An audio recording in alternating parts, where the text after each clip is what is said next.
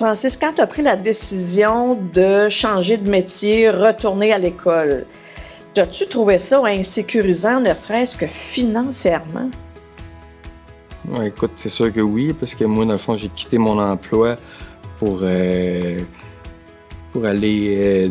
aller à l'école, puis j'ai choisi de prendre le cours à temps plein, fait que je travaillais pas en même temps. Fait que plus le prix du cours aussi, c'était environ 12 000 $ à l'époque. Écoute, c'est sûr que c'était insécurisant, là, mais écoute, ça a tellement bien été qu'après 1 an, j'avais déjà remboursé mon prêt. Ça a super bien été. Pourquoi avoir choisi, Francis, l'orthothérapie? Ben, au départ, je n'avais pas choisi l'orthothérapie, je connaissais pas vraiment ça, mais il y avait un de mes amis qui était orthothérapeute, puis c'est lui qui avait réussi à régler mon problème à l'épaule que j'avais depuis 10 ans, fait que ça m'a comme guidé un petit peu vers ça.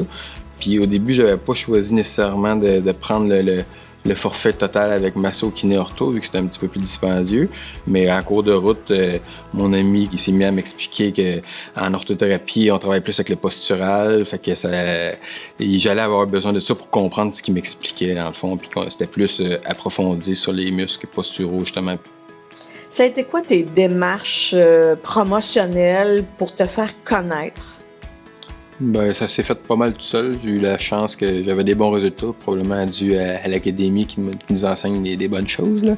Mais c'est dans ce métier-là, je pense que c'est vraiment le bouche à oreille qui fait la différence. Fait que quand tu as des résultats, ben, ils vont t'envoyer leur soeur, leur frère qui ont mal à l'épaule, puis rapidement, ça s'est développé de même. J'ai même pas eu à faire de publicité journal X. D'aucune façon. À part le bottin pour que je sois rejoignable, sinon ça s'est fait un peu sur Facebook par les bons commentaires de mes clients, mais sinon aucune publicité. Est-ce que tu as des références de clients de professionnels de la santé? Oui, dans ma région, au fond, il y a un petit cabinet de médecins, puis il y en a quelques-uns de ces médecins-là qui m'envoient des clients de temps en temps. En fait, il y en a même que j'ai même pas rencontré personnellement. C'est probablement qu'ils ont entendu parler de moi à travers les branches, puis ils m'envoient du monde occasionnellement. Il y a même d'autres massos qui sont pas ortho. Quand il y a des cas posturaux, ils m'y réfèrent. As-tu d'autres professionnels de la santé qui peuvent te référer aussi?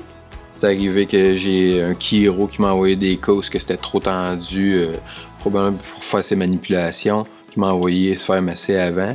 Puis même une physio aussi, je pense qu'il m'avait déjà envoyé du monde, là. Francis, ta clinique est dans un petit village. Ouais. Ça a combien d'habitants, ça, ce village-là?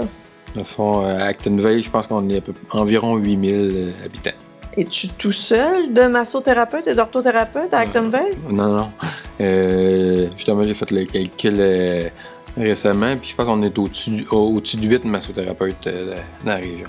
OK, mais ta clientèle, est-ce qu'elle vient uniquement d'Actonville? Non, ça vient de partout. J'ai par mes réseaux de contact, mes amis qui m'ont référé ma tante, ça vient de partout, là. J'ai des clients de Drummondville, j'ai même des clients de Laval qui font au-dessus d'1 heure de char pour venir me voir.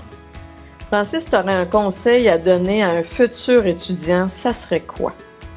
Écoute, si l'étudiant sent qu'il y a un potentiel dans ce métier-là, écoute, fonce. Moi, ça fait 15 ans que je fais ce métier-là, puis je suis le gars le plus heureux. Je suis comme un retraité, je travaille comme 20 heures semaine, puis je suis super bien avec un bon salaire. Fait que, écoute, fonce.